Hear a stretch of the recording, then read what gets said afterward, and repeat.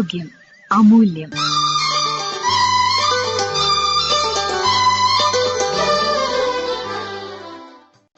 Allergic rhinitis ഇതേക്കുറിച്ച് സംസാരിക്കുന്നു Kottakkal BPSB Ayurveda കോളേജിലെ ദ്രവ്യഗുണ വിജ്ഞാന വിഭാഗം അസിസ്റ്റന്റ് പ്രൊഫസർ ഡോക്ടർ വിദ്യ ഉണ്ണികൃഷ്ണൻ.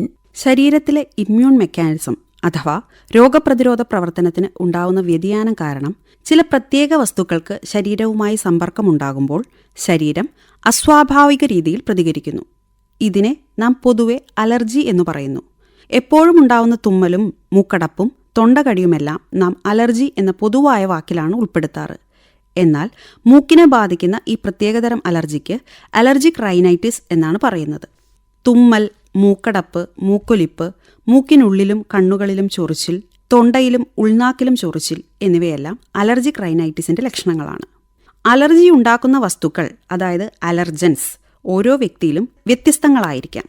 ആദ്യ സമ്പർക്കത്തിൽ ശരീരം അലർജനെ തിരിച്ചറിയുകയും അതിനെതിരെയുള്ള ആന്റിബോഡി നിർമ്മിക്കുകയും ശ്വേതരക്താണുക്കളെ തയ്യാറാക്കി നിർത്തുകയും ചെയ്യുന്നു.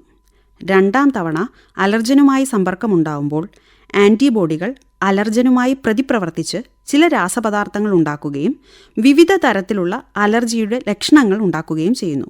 രാസപദാർത്ഥങ്ങളിൽ ഹിസ്റ്റമിനാണ് പ്രധാനമായും ഉൽപ്പാദിപ്പിക്കപ്പെടുന്നത്. ഇത് രക്തവാഹിനികളെ വികസിപ്പിക്കുകയും മൂക്കിലെ ശ്ലേഷ്മകലയിൽ പ്രവർത്തിച്ച് മൂക്കൊലിപ്പ്, തുമ്മൽ, ശ്വാസതടസ്സം എന്നിവ ഉണ്ടാക്കുകയും ചെയ്യുന്നു. പൊടി, പുക, ചില പൂമ്പൊടികൾ, ചെറിയ പ്രാണികൾ, പ്രത്യേകതരം ഭക്ഷണങ്ങൾ, തൊഴിൽ സാഹചര്യങ്ങൾ എന്നിവയെല്ലാം അലർജിക്ക് കാരണമായേക്കാം. അലർജി പാരമ്പര്യമായും കണ്ടുവരുന്നു. അലർജിയുടെ പരിശോധനാക്രമങ്ങളിൽ പ്രധാനം ലക്ഷണങ്ങൾ കണ്ടതു മുതലുള്ള രോഗചരിത്രം അന്വേഷിച്ചറിയുക എന്നുള്ളതാണ്. അലർജി ഉണ്ടാക്കുന്ന ദ്രവ്യം അഥവാ അലർജനെ കണ്ടുപിടിക്കാൻ സഹായിക്കുന്ന പരിശോധനകൾ ഇന്ന് ലഭ്യമാണ്. ഇസ്നോഫിൽ കൗണ്ട്, റേഡിയോ അലർജോസോർബൻ ടെസ്റ്റ്, IgEയുടെ അളവ് കണ്ടുപിടിക്കുവാനുള്ള പരിശോധനകൾ എന്നിവ രോഗനിർണയത്തിൽ പ്രാധാന്യമർഹിക്കുന്നു. രോഗിയുടെ ആഹാരം, ജീവിതരീതി, തൊഴിൽ, ജീവിത സാഹചര്യങ്ങൾ എന്നിവയിലെ മാറ്റങ്ങൾ അറിയേണ്ടതും പ്രധാനമാണ്. ആയുർവേദത്തിൽ ഏതു രോഗത്തിൻ്റെ കാര്യത്തിലായാലും നിദാന പരിവർജനമാണ് മുഖ്യ ചികിത്സ. അലർജിയുടെ കാര്യത്തിലും ശരിയായ കാരണം കണ്ടെത്തി അവ ഒഴിവാക്കുകയാണ് ആദ്യം ചെയ്യേണ്ടത്. ശരീരത്തിൻ്റെ രോഗപ്രതിരോധ ശക്തി വർദ്ധിപ്പിക്കുന്നതിനുള്ള എല്ലാ മാർഗങ്ങളും അലർജിയുള്ളവരിൽ അവലംബിക്കേണ്ടതുണ്ട്. രോഗപ്രതിരോധ പ്രവർത്തനം, ഓജോബലം എന്നിവ ശക്തമാണെങ്കിൽ ഒരു പരിധിവരെ അലർജി ഉണ്ടാവാതിരിക്കും.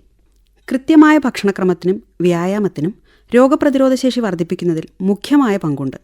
കൃത്യമായി വ്യായാമം ചെയ്യുന്നവരിൽ ദഹനശക്തി വേണ്ടത്ര ഉണ്ടാവുന്നു.